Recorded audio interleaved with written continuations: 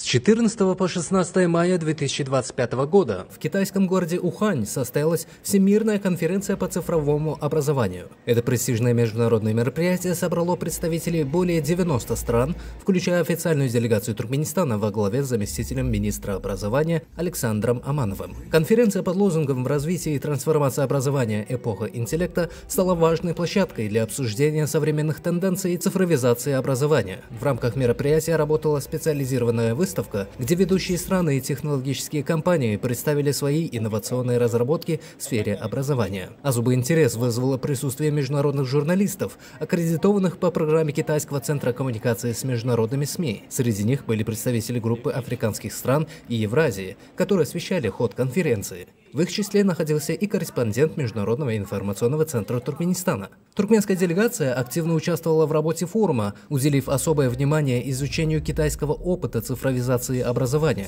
Полученные знания и установленные деловые связи будут способствовать дальнейшей модернизации образовательной системы Туркменистана в соответствии с современными мировыми тенденциями. Это событие подчеркнуло важность международного сотрудничества в сфере образования и подтвердило стремление Туркменистана интегрироваться в глобальные образовательные процессы.